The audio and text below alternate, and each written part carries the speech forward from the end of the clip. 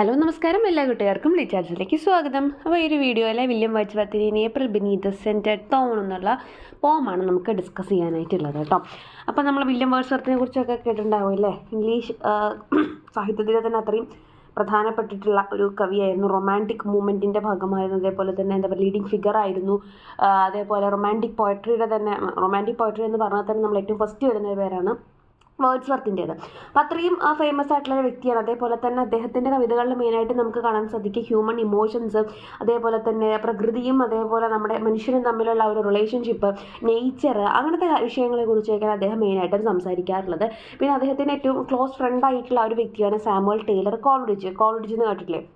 അപ്പോൾ അവർ രണ്ടുപേരും കൂടെ ചേർന്നിട്ട് ക്രിയേറ്റ് ചെയ്തിട്ടുള്ള, രണ്ടുപേരും കൂടെ ചേർന്ന് രചിച്ചിട്ടുള്ള ഒരു മെയിനായിട്ടുള്ള വർക്കാണ് ലിറിക്കൽ ബല്ലാഡ്സ്. പിന്നെ അദ്ദേഹം സെപ്പറേറ്റ് ആയിട്ടും ചെയ്തിട്ടുള്ള ഒരുപാട് ഫേമസ് ആയിട്ടുള്ള വർക്കുകളും കാര്യങ്ങളൊക്കെ ഉണ്ട്. അതൊക്കെ ഇൻട്രൊഡക്ഷൻ സെക്ഷനിൽ കൊടുത്തിട്ടുണ്ട്. അതൊക്കെ ഒന്ന് വായിച്ചു നോക്കുക.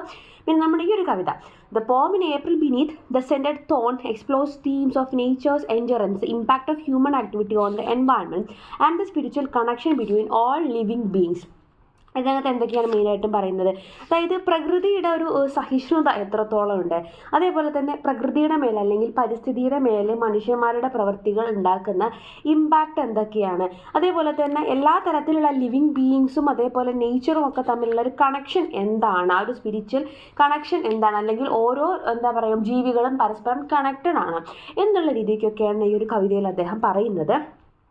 Through the dialogue between a shepherd and another speaker, the voices reflect on this passage of time, the destruction of once thriving landscapes, and the belief that nature, despite human interference, will ultimately regenerate. അപ്പോൾ ഇതിനകത്ത് മെയിനായിട്ട് നമ്മുടെ speaker വരുന്നുണ്ട്, അതേപോലെ തന്നെ ഒരു ഷെപ്പേർഡും വരുന്നുണ്ട്, ഒരാട്ടിടയനെ പോലൊരു വ്യക്തിയും അതിനകത്ത് വരുന്നുണ്ട്.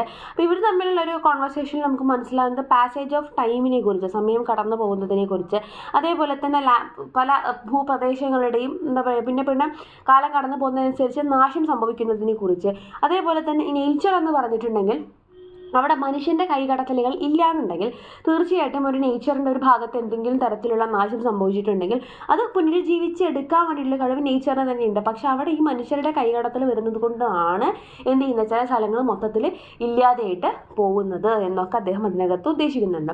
The poem conveys a sense of loss but also offers hope, suggesting that the beauty and harmony of the natural world will be restored in time. സംഭവം ഇതിനകത്ത് പ്രകൃതിക്ക് സംഭവിച്ചിട്ടുള്ള എന്താ പറയുക നാശത്തിനെ കുറിച്ച്, അതിന് സംഭവിച്ചിട്ടുള്ള ഡീക്കേനെ കുറിച്ചൊക്കെ പറയുന്നുണ്ട്. പക്ഷേ ഫൈനലി അദ്ദേഹം ഒരു ഹോപ്പ് വെച്ചിട്ടാണ് അവസാനിപ്പിക്കുന്നത്, ഒരു പ്രതീക്ഷ കൊടുത്തുകൊണ്ടാണ് അവസാനിപ്പിക്കുന്നത്. അതായത് എല്ലാം തിരിച്ചു വരും, അല്ലെങ്കിൽ എല്ലാം റീസ്റ്റോർ ചെയ്യപ്പെടും, കാലക്രമേണ എല്ലാം റീസ്റ്റോർ ചെയ്യപ്പെടും, പ്രകൃതി പഴയ പോലെ തന്നെ ആവും എന്നൊരു ശുഭാപ്തി വിശ്വാസത്തോട് കൂടിയിട്ടാണ് അദ്ദേഹം ആ ഒരു കവിത എൻഡ് ചെയ്യുന്നത് എന്ന് കൂടെ മനസ്സിലാക്കുക. ജസ്റ്റ് ഒരു ഇൻട്രൊഡക്ഷൻ പറഞ്ഞു എന്നേ ഉള്ളൂ കേട്ടോ. ഇനി നമുക്ക് നമ്മുടെ കവിതയിലോട്ട് പോകാം.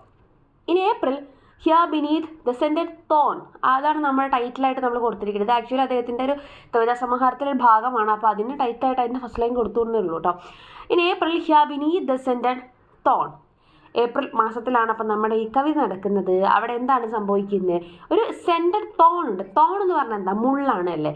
മുള്ളിന് സെൻറ്റിൻ്റെ മണം ഉണ്ടാവുമോ? സെൻറ്റഡ് എന്ന് പറഞ്ഞിട്ടുണ്ടെങ്കിൽ എന്താ, നല്ല സുഗന്ധം എന്നുള്ള മീനിങ് ആണ്.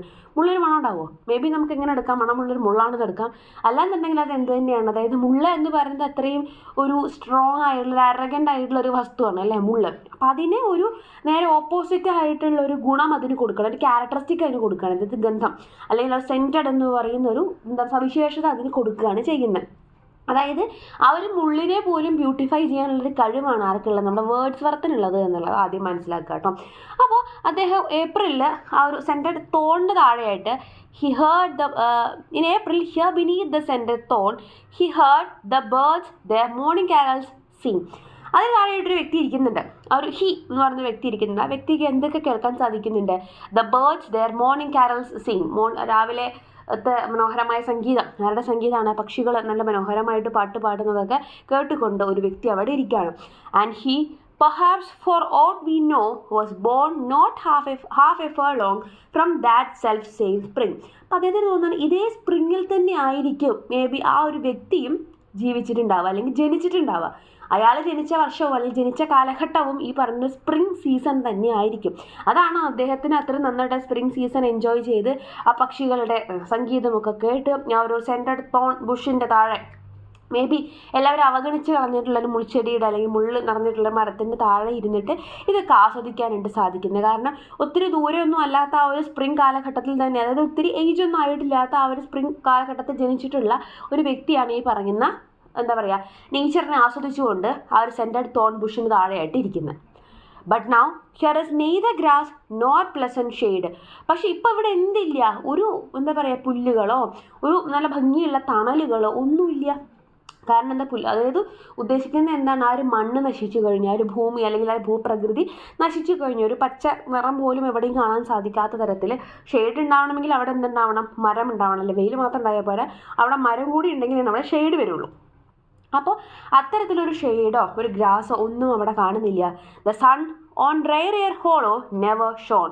അതേപോലെ തന്നെ ആ ഒരു സണ്ണും എന്ത് ചെയ്യുന്നില്ല, വളരെ ഡള്ളായിട്ടാണ് നിൽക്കുന്നത്. മൊത്തത്തിൽ ആ ഒരു പ്രകൃതി വളരെ ഡള്ളായിട്ട് അല്ലെങ്കിൽ വളരെ എന്താ പറയുക ഒരു ഒരു ഒരു സങ്കടത്തിൽ നിൽക്കുന്ന പോലെ അല്ലെങ്കിൽ ഒട്ടും സുഖമില്ലാതെ നിൽക്കുന്ന അവസ്ഥയിലാണ് നമുക്ക് കാണാനായിട്ട് സാധിക്കണം.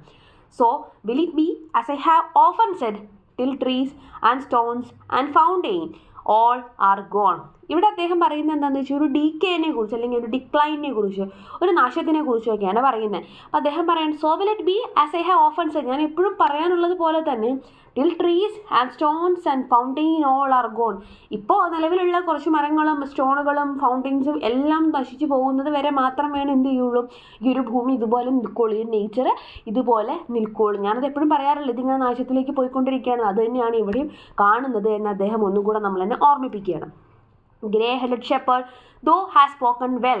അപ്പോൾ ഇതൊക്കെ ഇവിടെ സംസാരിക്കുന്നത് ആരാണ്, ഗ്രേ ഹെഡഡ് ഷെപ്പേർഡാണ്. അത് നമുക്ക് എവിടെ വെച്ചിട്ട് മനസ്സിലാവുന്നത്, ഈ തേർഡ് സ്റ്റാൻസ് എത്തുമ്പോഴാണ് മനസ്സിലാവുന്നത്. കാരണം തേർഡ് സ്റ്റാൻസ് എത്തുമ്പോൾ നമ്മുടെ പോയിട്ട് നമ്മുടെ സ്പീക്കർ എന്ത് ചെയ്യാണ്, ഓപ്പോസിറ്റ് നിൽക്കുന്ന വ്യക്തിനെ അഡ്രസ്സ് ചെയ്യാണ്, ഗ്രേ ഹെഡഡ് ഷെപ്പേർഡ് എന്ന് പറഞ്ഞിട്ട്. ആ ഒരു ഗ്രേ ഹെഡഡ് എന്ന് പറഞ്ഞിട്ട് തല നിറച്ച കുറച്ച് ഏജ് ആയിട്ടുള്ള ഒരു ഷെപ്പേർഡിൻ്റെ അടുത്ത് സംസാരിക്കുകയാണ്. Grey headed shepherd though has spoken well. നിങ്ങൾ പറഞ്ഞതെല്ലാം കറക്റ്റാണ് എന്ന് പറയുമ്പോൾ നമുക്കെന്ത് മനസ്സിലാവും, ഇതുവരെ സംസാരിച്ചത് മുഴുവൻ ആ ഒരു പ്രകൃതിയുടെ നാശത്തിനെ കുറിച്ച് സംസാരിച്ചത് മുഴുവൻ ഒരു ഗ്രേ ഹെഡഡ് ഷെപ്പേർഡ് ആയിരുന്നു, ഒരു ഏജ് ആയിട്ടുള്ള ഒരു ആട്ടിടയനായിട്ടുള്ള ഒരു വ്യക്തിയായിരുന്നു എന്ന് നമുക്ക് മനസ്സിലാവും. സ്മോൾ ഡിഫറൻസ് ലൈസ് ബിറ്റ്വീൻ ദൈ ക്രീഡ് ആൻഡ് മൈൻ. നിങ്ങളുടെ വിശ്വാസവും എൻ്റെ വിശ്വാസവും തമ്മിൽ വളരെ ചെറിയ ഡിഫറൻസ് മാത്രമേ ഉള്ളൂ. This beast not and observed by nature fell. അപ്പോൾ ഏതൊരു ജീവജാലം ആയിക്കോട്ടെ, ഏതൊരു ബീസ്റ്റ് ആയിക്കോട്ടെ, ഏതൊരു ജീവമായിക്കോട്ടെ, മൊത്തത്തിൽ നേച്ചറിനെ വേണമെങ്കിൽ തന്നെ നമുക്ക് ആ ബീസ്റ്റ് എന്തുകൊണ്ട് വേണമെങ്കിൽ നമുക്ക് റെപ്രസെൻറ്റ് ചെയ്യാം. അതൊക്കെ നമ്മുടെ ഇൻ്റർപ്രിട്ടേഷനാണ് കേട്ടോ. അപ്പോൾ അതെല്ലാം എപ്പോഴെങ്കിലും ഒരു തരത്തിൽ നശിച്ചു പോയിട്ടുണ്ടെങ്കിൽ അതൊരിക്കലും എന്ത് ചെയ്യില്ല, അൺഒബ്സർവ്ഡ് ആയിട്ട് പോയില്ല. അതായത് നേച്ചറിനെ അതൊരിക്കലും ശ്രദ്ധിക്കാതെ വിടാനായിട്ട് സാധിക്കില്ല. നേച്ചറിലെ ഓരോ ഭാഗവും ഓരോ പുൽത്തരിയും അല്ലെങ്കിൽ ഓരോ പുൽക്കൊടിയും നശിച്ചു പോകുന്നത് നേച്ചർ കറക്റ്റായിട്ട് അറിയുന്നുണ്ട്.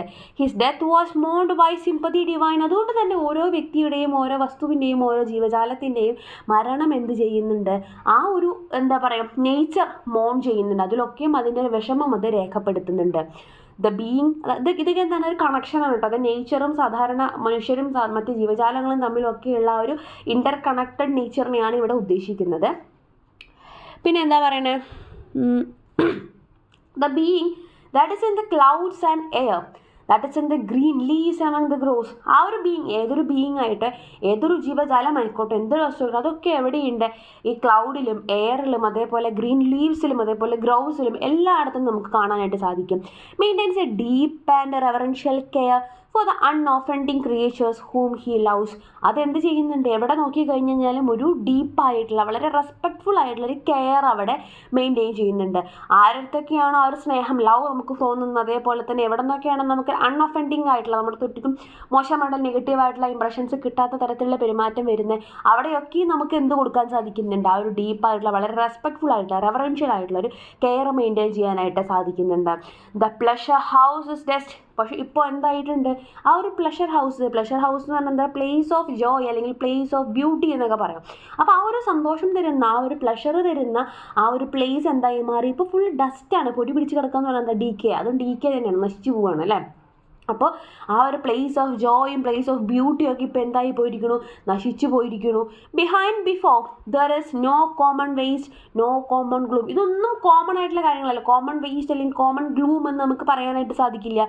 But nature in due course of time once more shall here put on her beauty on her bloom. പക്ഷേ ലാസ്റ്റ് അദ്ദേഹം എന്തൊക്കെ പറഞ്ഞു കഴിഞ്ഞാലും, എന്തൊക്കെ പൊടി പിടിച്ചു, എന്തൊക്കെ ഡീക്കേ ആയി എന്നൊക്കെ പറഞ്ഞു കഴിഞ്ഞാലും അദ്ദേഹം പറയുന്നത് എന്താണ്, ഡ്യൂ കോഴ്സ് ഓഫ് ടൈം, ആ ഒരു കാലം പോകുന്നതനുസരിച്ച് തീർച്ചയായിട്ടും തീർച്ചയായിട്ടും എന്ത് ചെയ്യും, നേച്ചർ എന്ത് ചെയ്യും, one more shall here put on her beauty and her Bloom, അവൾ സ്വയം ഒന്നുകൂടെ സുന്ദരിയാവും, അവളുടെ പഴയ സൗന്ദര്യം തിരിച്ചെടുക്കുകയും വീണ്ടും പുഷ്പിക്കുകയും വീണ്ടും വർണ്ണാഭമാവുകയും ചെയ്യും. അതായത് വീണ്ടും പുനരുജ്ജീവിച്ച് വരും എന്ന അദ്ദേഹത്തിൻ്റെ ഹോപ്പോട് കൂടിയിട്ടാണ് അദ്ദേഹം ഈ ഒരു കവിത അവസാനിപ്പിക്കുന്നത്.